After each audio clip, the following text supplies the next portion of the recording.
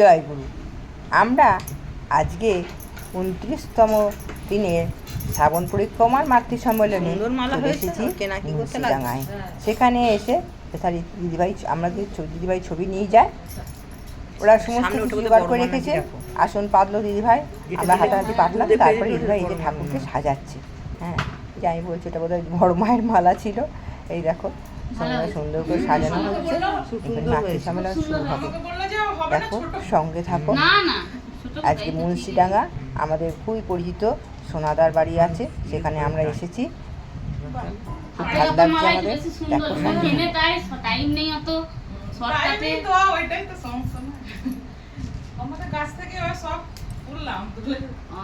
ঠিক আছে, তুমি বাজাবে তখন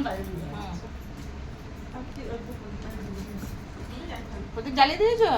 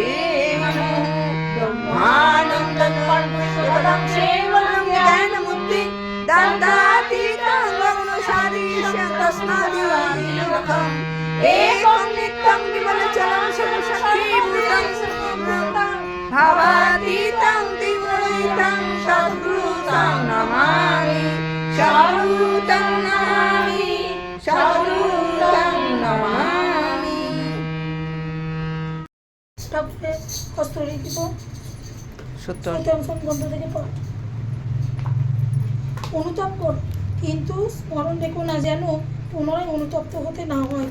যখনই তোমার কুকর্মের জন্য তুমি অনুতপ্ত হবে, তখনই পরমপিতা তোমাকে ক্ষমা করবে। আর ক্ষমা হলেই বুঝতে পারবে তোমার হৃদয়ে পবিত্র সান্ত্বনা আসছে। আর তা হলেই তুমি বিনীত, শান্ত, আনন্দিত হবে। যে অনুতপ্ত হয়ে পুনরায় সে প্রকার বুদ্ধত্বে দুষ্কর্মে রত হয়, বুঝতে হবে যে তত্তরেই অন্তত দুর্গতিতে পতিত হবে। শুধু মুখে মুখে অনুতাপই নয়, ও আরও অন্তরে অনুতাপ আসার অন্তরায়। প্রকৃত অনুতাপ এলে আর সমস্ত লক্ষণই অল্প বিস্তর প্রকাশ পায়।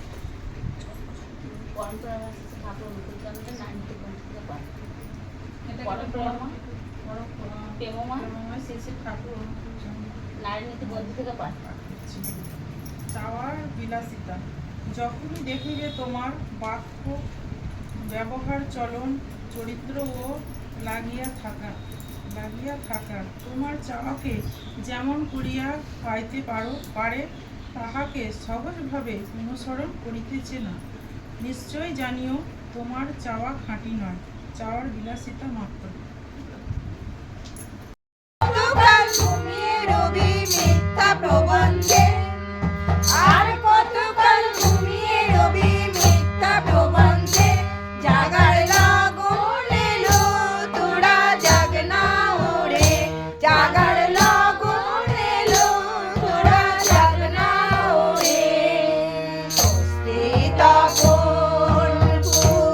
গগনে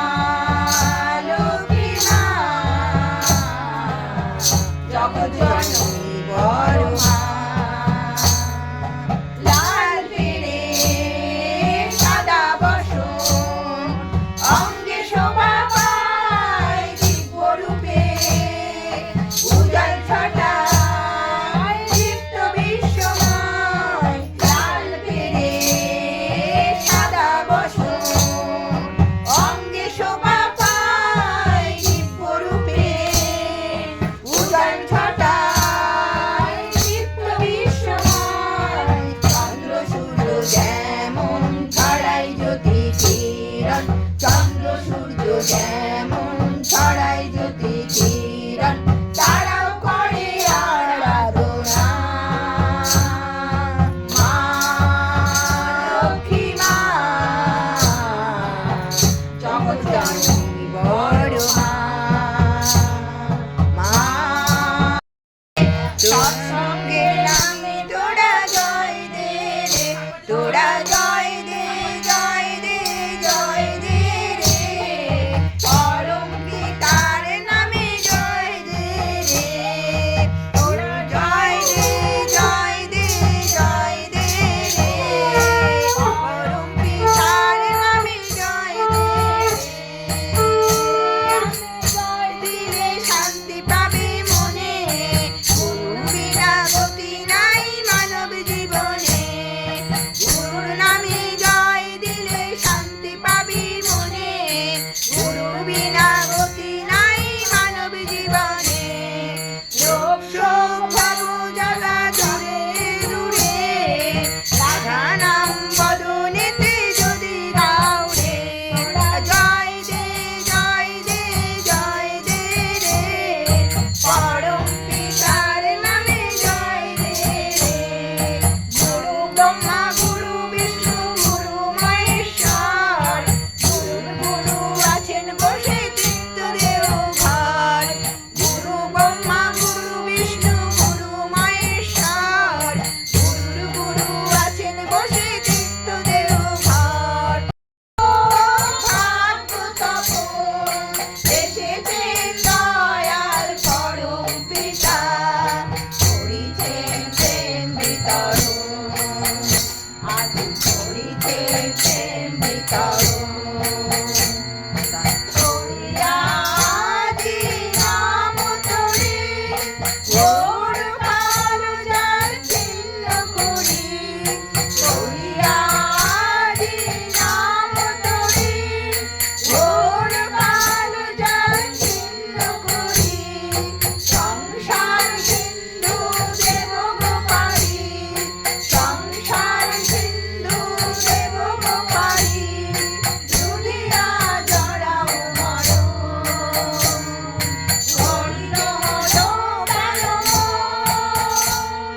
করিছেন প্রেম বিতরণ আদি পরম পিতা করিছেন প্রেম বিতরণ আদি করিছেন প্রেম বিতরণ আদি আলোর নিরঞ্জন ভক্তবৎস সাধনারঞ্জন আদি আলোর নিরঞ্জন ভক্তবৎস সাধনারঞ্জন সর্ব দুঃখ ভার করে নমস্কার সর্ব দুঃখ ভার করে নমস্কার বুঝিয়া চরণে জানাই চরণে জানাই কোটি কোটি প্রণাম পরমারাধ্যা জগৎ জননী শ্রী শ্রী শ্রী শ্রী বড়মার চরণে জানাই পরমার চরণে জানাই কোটি কোটি প্রণাম পরম পূজ্যপাদ পরম পূজ্যপাদ শ্রী শ্রী শ্রী শ্রী বরদার চরণে জানাই বরদার চরণে জানাই কোটি কোটি প্রণাম পরম পূজ্যপাদ পরম পূজ্যপাদ শ্রী শ্রী শ্রী শ্রী আচার্যদেবের চরণে জানাই আচার্যদেবের চরণে জানাই কোটি কোটি প্রণাম। এবার এই সামনের দিকে বলো, হ্যাঁ উপস্থিত সকলকে জানাই সকলকে জানাই জয় জয় জয় জয়। এবারে তুমি বলো। আজকে একটা ঘটনা ঘটেই গেল। তা এই যখন ওই টোটোটা আর কি ওদের বললো যাব না, একজনকে বলা হয়েছিল, সে ও বললো যে যাব না, তখন তো ও তো ঘুমোচ্ছিল। দিয়ে এবার আমি চিন্তা হচ্ছে যে তাহলে ওরা আবার কী করে যাবে, সময়ে সময়ে তাহলে টোটো তো পাবে না। তা দিয়ে ফুল তুলছি ওখানে গাছে, দিয়ে ফোনটা এখানে চামিছি। ছেলেটা যে যা বলেছিল সে বললো যে আমার যা হবে না, এরকম কাজের লোক নিয়ে গেছে, ওদের ঘরে আনতে হবে, দেরি হয়ে যাবে, আমার যা হবে না। বললাম যে তাহলে তুমি অন্য টোটো দেখে দাও, তুমি আমার এখন আমরা কোথায় পাবো টোটো, তুমি তাহলে দেখে দাও বললাম। দিয়ে বলছে দেখছি দেখছি দেখছি দেখছি করে জানালো না। দিয়ে আবার ফোন করলাম আমি, দিয়ে তাও আর বললো যে কয় আমি পাইনি। আচ্ছা ঠিক আছে। দিয়ে এবার আমি ভাত চাপিয়েছি, তাড়াতাড়ি ছিল, দিয়ে ওইখানেই ফোনটা ছিল। দিয়ে আমি বলছি, যদি আমি এখানে গাছে ফুল তুলছি, যদি ফোন করে তো পাবো না, ফোনটা আবার নিয়ে গেলাম, এই ফোনটা আমার হাত থেকে পড়ে গেল, এখন পড়ে গেল তো ছিটকে গেল। এই কিছুদিন আগে 2বার পড়েছে ফোনটা, দিয়ে খারাপ হয়ে গেছে, ওইটা আমি পড়ে গিয়ে হচ্ছিল না, দিয়ে আবার ছাড়িয়ে নিলাম। আজকেও ঠিক ওইটাই হয়েছে, দিয়ে হাত থেকে এমন পড়ে গেল, সে ছিটকে ছড়িয়ে হয়ে গেল। দিয়ে ঠাকুরকে বলছি, ঠাকুর আমি তোমারই কাজের জন্য মালা গাঁথবো বলেই তো আমি ফুল তুলছি, তো ঠাকুর তুমি এই ফোনটা ঠিক করে দাও, আর এক্ষুনি ফোনটা যদি বন্ধ হয়ে যায় তাহলে অনেক কিছু সমস্যা হয়ে যাবে। তাই আমি বলছি যে ঠাকুরকে আমি এক্ষুনি আমি গিয়ে খুলবো, দেখবো যেন ফোনটা ঠিক হয়ে যায়। দিয়ে তারপরে আমি ফুলটা তুলে নিয়ে এসে দেখছি, হ্যাঁ সুইচটা খুলে গেল। তাই ঠাকুরকে আমি বলছি, এই তো ঠাকুর ঠিক আছে, ঠাকুরকে ডাকলে ঠিকই, ঠাকুরের কাজ করলে, ঠাকুরকে ডাকলে ঠিক, ঠাকুর ঠিক সাথে থাকে। তাই এইটুকুই আমার বললাম, আর তো কিছু বলতে আমি পারি না। এবার তারপরে চরণ জানাই আমার কোটি কোটি প্রণাম। পরমার্থা জগজ্জন এসেছি বর্মার চরণ জানাই আমার কোটি কোটি প্রণাম। পরম পুজো পাঠ এসেছি বর্দার চরণ জানাই আমার কোটি কোটি প্রণাম। পরম পুজো এসেছি আচার্য দিকে চরণ জানাই আমার কোটি কোটি প্রণাম। ঠাকুর পরিবারের কোটি প্রত্যেককে চরণ জানাই আমার কোটি কোটি প্রণাম। এখানে উপস্থিত সকলকে জানাই আমার আনন্দিত জয়। এইটা শ্রাবণ মাস। শ্রাবণ মাস হচ্ছে পরমার্থা জগজ্জনের বর্মার জন্ম মাস। আমরা গোটা মাসটা ধরে খুব আনন্দের সঙ্গে কাটালাম, খুব ভালো লাগছে। আগে যাদেরকে হয়তো বলা খানিক ঘর ঠিক করা হয়েছে, তারপরে যেখানে গিয়ে যাদেরকে বলা হয়েছে সবাই সঙ্গে সঙ্গে রাজি হয়ে গেছে। সেই রকম সোনাদাকে বলা দিদি ভাই একদিন বললো যে এরকম মাতৃ সম্মেলন, সঙ্গে সঙ্গে দাদা রাজি হয়ে গেল। তাই বলি ঠাকুরকে সঙ্গে নিয়ে চললে কোনো কাজে বাধা আসে না, এটাই হচ্ছে আসল কথা। বড়মাস সেই ঠাকুরের বিয়ের মাসও এইটা, 27 তারিখে 27শে শ্রাবণ ঠাকুর আর বড়মার বিয়ের দিন ছিল। সেই নিয়েও অনেকে দেখলাম অনেকজন অনেক রকম ঠাকুরের উৎসব পালন করেছে। 27 তারিখে ছিল, তা আমরা বড়মার জন্মদিন পালন করেছি ঠাকুরের আমাদের কেন্দ্র মন্দিরে। তারপরে সারা মাস ধরে ঠাকুরের উৎসব। বড়মা ছিলেন আমাদের ঠাকুরের যে কথাগুলো তিনি নাইনীতিতে লিখেছিলেন, সে সমস্ত অংশটা তিনি বড়মা সেটা সমস্ত অংশটাই তিনি ফুটিয়ে তুলেছিলেন, যে কী করে সংসার করতে হয়, কী করে স্বামী সেবা করতে হয়, কী করে মানুষের সঙ্গে ব্যবহার করতে হয়, কী করে সংসার পালন করতে হয়। শুধু স্বামীকে নিয়ে থাকলাম, স্বামীরটা দেখলাম, তা তিনি ছিলেন না, পুরো আশ্রমবাসীর দিকে তার নজর ছিল। সেই রকমই আমাদের আছেন বড় বৌরানী মা, তিনিও ঠিক সেই রকমই একইভাবে সেবা করে চলেছেন সকল মানুষের জন্য। তাই এই ঠাকুরের ইষ্টভীতি ঠাকুর আমাদের দিয়েছেন, নাম দিয়েছেন। আমরা একটি ছেলে বলছে ঠাকুরকে, ঠাকুর রোজ ইষ্টভীতি করতে হবে কেন, একদিন করলেই তো হয়ে যায়। 4 মাস রোজ সকালে উঠে ঘুমও ভাঙে না, ঘুম থেকে উঠতে কষ্ট হয়, রোজ ইষ্টভীতি দিয়ে। তখন সে ঠাকুর একটা আয়না ছিল পাশে ধুলে পড়েছিল, সে আয়নাটা নিয়ে বলছে, দেখ আয়নাটার মুখ দেখতে পাচ্ছিস? বলছে না। তারপর সে ঠাকুর তখন সেটা আয়নাটাকে পরিষ্কার করে দেখাচ্ছেন, যে দেখ এবার মুখ দেখতে পাচ্ছি? বলছে হ্যাঁ। বলছে ওইটাও সেরকম তুই যদি রোজ করিস, রোজ একটু করে আমাদের মনের মধ্যে যে জ্বালা যন্ত্রণা দুঃখ কষ্ট নানা খারাপ জিনিসগুলো থাকে, সেইগুলো আস্তে আস্তে পরিষ্কার হয়ে যায় এই ইষ্টভীতির ফলে, নাম করার ফলে। এরকমই হয়। তাও সেটা মনটা যেন মানছে না, বলছে তাও কেন, আমার ঠিক বুঝতে পারলাম না এখনো। তখন শ্রী ঠাকুর বলছে, ওই গাছ, একটা ছোট গাছ দেখবি, যদি সপ্তাহে 1 দিন জল দেওয়া হয় তাহলে সেই গাছটা কি বাঁচবে? বলছে না, সেটাকে রোজ জল দিতে হবে, তাহলে সেটা আস্তে আস্তে বেড়ে উঠবে। সেই রকমই আমাদের উন্নতির জন্য, আমাদের মনের উন্নতির জন্যে, আমাদের মনের খিদে মেটানো সেটার জন্যে, আমাদের মনের উন্নতিটা করার জন্যেই সেই রকম। শ্রী বর্দা যখন ছিলেন ওইখানে আশ্রমে অনেক উঠতি ছেলে ছিল। তারা কোনো সময় ওই পার্লারে আসতো না, অনেক সময় আসতে চাইতো না, যে ওই নাম করতে ইষ্টভীতি করতে আসতে চাইতো না, ইষ্টভীতি করবে প্রার্থনা করবে আসতে চাইতো না। শ্রী বর্দা কী করলেন, লুচি ভোগের সৃষ্টি করলেন। রোজই লুচি, আলুর দম, লুচি, সুজির পায়েস, লুচি বোঁদে এসব রোজ করতে লাগলেন। করার পরে দেখা গেল সেসব উঠতি ছেলেরা রোজই এসে ওই ঠাকুরের সঙ্গে শ্রী বর্দার সঙ্গে নাম ধ্যান প্রার্থনা সব ঠিক সময় করতে লাগলো। করতে তাদের মধ্যে একটা টানটা চলে আসলো। আমাদের এই ঠাকুরের এই দীক্ষা নেওয়ার পর, ইষ্টভীতি করার পর, প্রার্থনা করার পর ঠিক একটা টান আমাদের মনের মধ্যে হয়ে যায়। এই যে আমরা মাতৃ সম্মেলন বেরোচ্ছি, এটা একটা আমাদের অন্তরের টান, যে আমাকে বেরোতেই হবে, আমাদের ঠাকুরের কাজে বেরোতেই হবে, ঠাকুরের কাজটা আমাকে করতেই হবে, মনের অন্তরের টান এটা হয়ে যায়। এইভাবেই আমাদের ঠাকুরের আমাদের টান ঠিক করিয়ে দেয়। আমাদের উন্নতির কথা ঠাকুর হয়ে বলেছে, ভাবছিস বসে চলবে কি, সে ভাববার তুই কে, ভাববার যিনি ভাবছেন তিনি, তুই ভাবিস তাকে।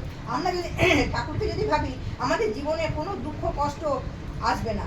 ঠিক ঠিক ঠিক ঠিক সময়ে আমরা নিজেদের প্রত্যেকের জীবন দিয়ে উপলব্ধি করতে পারি যে আমাদের যখন যে সমস্যাটা হয়, ঠাকুর তার আগে সেই সমস্যাটা ঠিক সমাধান করে দেয়। সেটা টাকা পয়সার হোক, সেটা সংসারে অশান্তির হোক, ঠাকুরকে যদি ধরে থাকা হয়, ঠাকুরের কাজে যদি নিত্য থাকা হয় দিবারাত্রি, আর ঠাকুরের ওই যে নামটা দিয়েছেন সেই নামটা যদি মনে প্রাণে সবসময়, ঠাকুরও ভাববাণীতে সবসময় বলছেন তুই আর কাজ করিস, হাতের কাজ করিস, কিন্তু মনে মনে ঠাকুরের নামটা তুই সবসময় করে যা, দেখবি তোকে আর কোনো চিন্তা করতে হবে না। তাই আমরা ঠাকুরের নামটা যদি মনে প্রাণ ভরে ঠাকুরের দেখি, নামটা যদি করতে থাকি, তাহলে আমাদের কোনো আটকাবে না কোনো বিষয়ে। এই বলে এই সপ্তাহে সবাইকে ঠাকুরের মঙ্গল, ঠাকুরের চরণে মঙ্গল কামনা করে আমি শেষ করছি। জয়।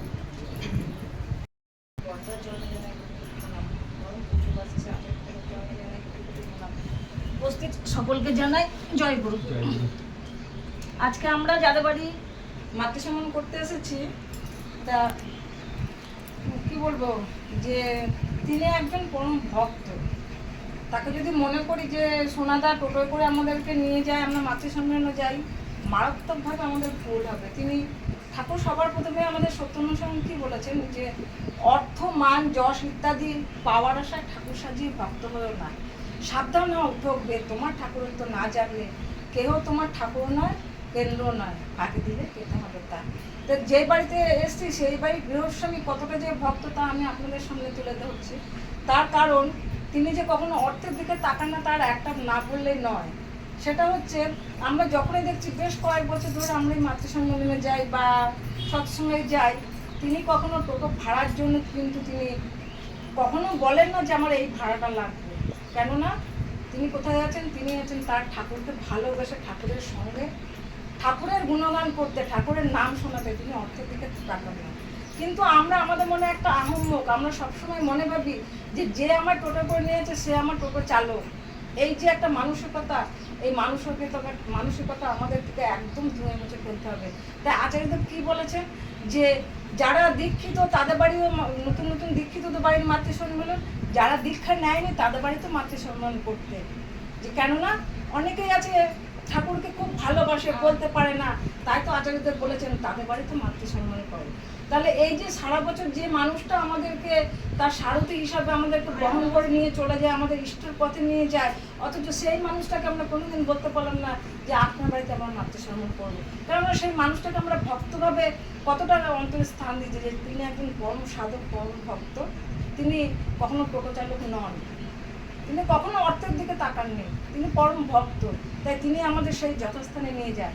আর তার অন্তরে সঠিক টান আছে বলে আজকের এই মাতৃসম্মান। কেননা তিনি তো অন্তর্যামী ঠাকুর, পরম প্রেমময়, তিনি সকলের মর্ম বোঝে। আর কি, তার ইচ্ছে না থাকলে গাছের একটা পাতা পর্যন্ত নড়ে না। তার একটা উদাহরণ আমি বলে দিচ্ছি যে আগামীকাল পার্কস্ট্রিটে মাতৃসম্মান করার সময় যাবো, তা আমার বাপের বাড়ি, তার বাপের বাড়িতে মাতৃসম্মান যাবো, মানে সাতগেছিয়া থেকে আমার নাম এনাক্ষী, সাতগেছিয়া থেকে এনাক্ষী আসছে, এনাক্ষী দল আসছে, মানে তার মাথায় একটা বড় রকম বেশ খুব সুন্দর একটা অনুষ্ঠান। কিন্তু এমনই একটা সময় যে আমাদের এই কয়েকটা মায়ের মধ্যে আমাদের দুটো মা থাকছে না। এবার গান যেমন তেমন, এই যে কীর্তনের সময় দোয়ার কি একটা সেটিংয়ের গন্ডগোল। তো সেখানটায় যদি দুটো মা একটা গোলাপ ফুল, সেই ফুল থেকে যদি দুটো পাপড়ি ছিঁড়ে নেওয়া হয়, যে ফুলটাকে দেখতে সুন্দর লাগবে? কখনোই সেটা সুন্দর লাগবে না, সৌন্দর্য নষ্ট হয়ে যাবে।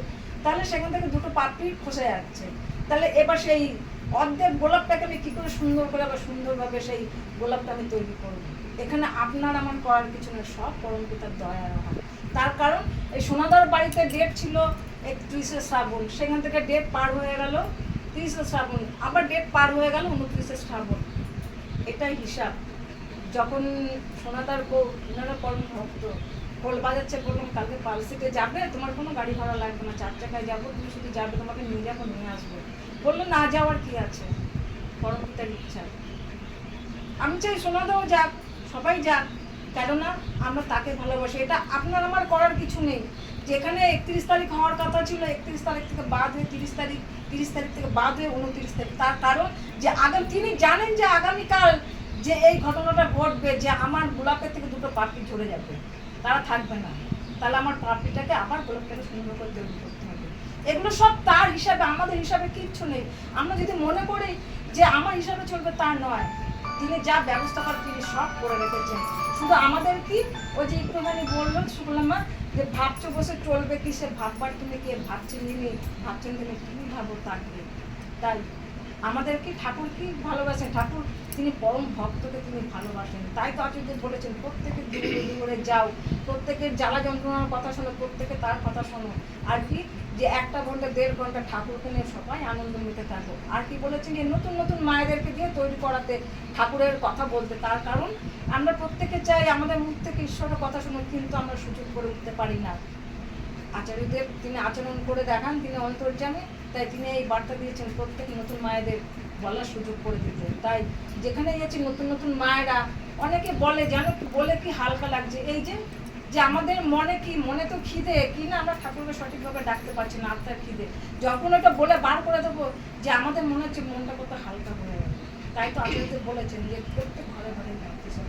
আজকে এত ভালো লাগছে যে এখানে এসে, যে এত সুন্দর, যে কতখানি ভালোবাসা থাকলে যে একটা অধিকৃত, মানে আমরা দীক্ষিত পরিবারে ওই কিনে নিয়ে এলাম, বেশ মোটা, দেখতে খুব সুন্দর লাগবে, 300 টাকার দাম, তুমি কিনে নেছো, দেখতে সুন্দর লাগবে, তার মধ্যে কিন্তু কোনো ভালোবাসা নেই।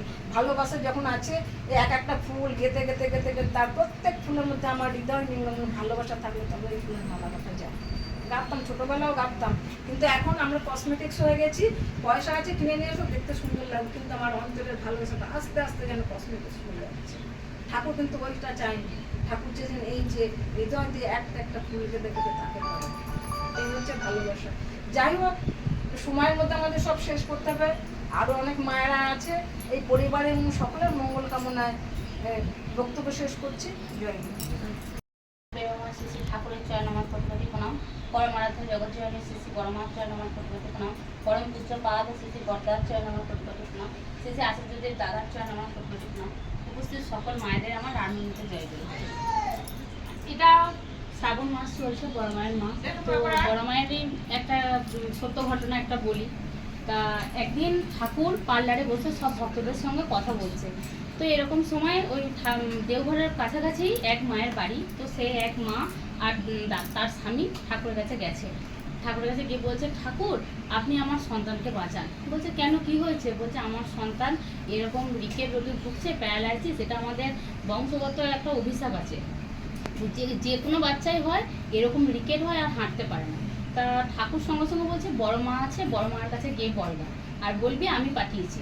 তো যথারীতি সেই মা সন্তানকে কোলে করে নিয়ে বড় মার কাছে গেছে। এবার বড় মার কাছে গিয়ে কিছু আর বলতে পারছে না, পাথরে কাঁদছে। তো বড় মা বলছে, কী রে, তুই বাচ্চাটাকে কোলে করে নিয়ে দাঁড়িয়ে আছিস কেন, নিচে নামা। তখন মাকে হাউ হাউ করে কাঁদতে কাঁদতে সমস্ত কথা বললো। তা মা বললো, কি হয়েছে, এত কাঁদছিস, করে দেখি মেয়েটাকে আমাকে। তখন মেয়েটাকে কোলে নিয়ে বড় মা দেখলো একটা তেল ছিল, সেই তেল দিয়ে মেয়েটাকে খানিকক্ষণ বেশ কিছুক্ষণ পাটাকে মালিশ করলো।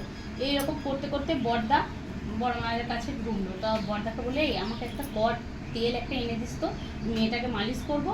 তো যথারীতি বড়দা ঘাট মেরে সম্মতি জানালেন।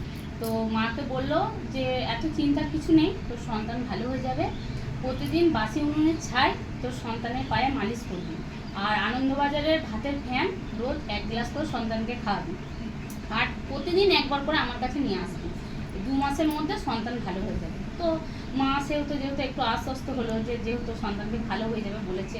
এরকম করে বেশ কয়েক মাস, মানে প্রায় 20-25 দিন চলতে থাকে। এরকম করে আস্তে আস্তে প্রায় যখন 2 মাসের কাছাকাছি, তখন সন্তান বর্মা কোলে নিয়েছে, তখন দেখছে সন্তান আস্তে আস্তে হাঁটতে পারে। তো যাই হোক, যথারীতি ওদের যে বংশের অভিশাপ, সেই অভিশাপ কাটলো। এরকম করে খুব খুশি। এরকম করেই সন্তান বড় হয় আস্তে আস্তে। যখন সন্তানটি 10 বছর বয়স, স্কুলে যাচ্ছে। তো স্কুলের রাস্তাটা হচ্ছে রেল গেট আছে, রেল গেট পেরিয়ে ও পার দিয়ে, মানে রেল গেটটা ক্রস করে যেতে হয় স্কুলে। তো এরকম একদিন হঠাৎ করে বাচ্চা তো নিজের খেয়ালে হাঁটতে হাঁটতে রেল গেট পেরোচ্ছে। তো এবার রেল গেটের পিছন দিকে একটা যে ট্রেন আসছে, তো বাচ্চাটা খেয়াল করে। তো হঠাৎ করে বাচ্চাটার কানে এলো যে কেউ একজন বলছে, এই রেল গেট থেকে সরায়, নেমায় ওইদিকে, ওখান থেকে নেমায়। কিন্তু বাচ্চাটা শুনছে, কিন্তু ট্রেনটা যে কাছাকাছি চলে এসেছে, বাচ্চাটা বুঝতে পারেনি। তো এরকম করে হঠাৎ করেই বাচ্চাটা যখনই পিছন ফিরে তাকাচ্ছে, তখন দেখছে সাদা পেরে লাল পাড় সাদা শাড়ি পরে একজন মা কপালে বড় লাল টিপ করে বাচ্চাটার হাত ধরে সঙ্গে সঙ্গে ওখান থেকে রেলগেট থেকে টেনে নামিয়ে নিয়েছে। তো তো সঙ্গে সঙ্গে তখন বাচ্চাটা দেখেছে যে ওই রকম, তো বাচ্চাটা তখন অতটা তলায়নি, ছোট তো। পরে যখন সন্ধ্যেবেলাতে দেওঘরে গেছে বড়মায়ের কাছে, বড়মা গিয়েই সঙ্গে সঙ্গে বলছে, কী রে তুই যে ওই রেলগেট থেকে ওরকম করে যাচ্ছিস, যদি একটা কিছু বিপদ হয়ে যেত তখন কী হতো? তো তখন বাচ্চাটা তখন মানে হাও হাও করে কাঁদছে আর বুঝতে পারছে যে সত্যি তখন মানে ওই সময়টা বড়মাই ছিলেন, ওটা বড়মা যদি না থাকতো তাহলে মানে আমাকে আজকে বাঁচাতেন না। তা বাচ্চার মা প্লাস বাচ্চা বাবা সবাই মিলে হাত জোর করলো এবং সবাই আর কি মানে আনন্দ হয়ে চলে গেলো। বড়মা বললো সবসময় রাস্তা যখন চলবি মানে চোখ কান সমস্ত কিছু খোলা রেখে রাস্তায় চলবি। তা বড়মায়ের এরকম বহু মানে লীলা আছে, বা বড়মার নিজে হাতে, বড়মা তো আমাদের জগৎজননী, বড়মার মতন আমরা কোনোদিনই হতে পারবো না, তো বড়মার মতন হওয়ার আমরা চেষ্টা করবো।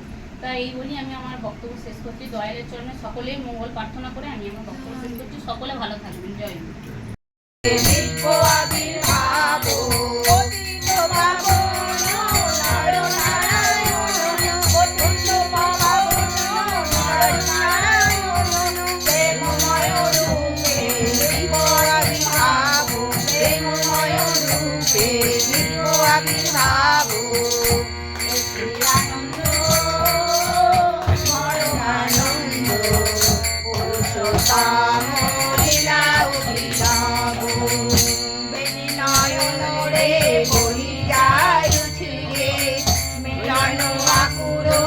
আনন্দ আসুরে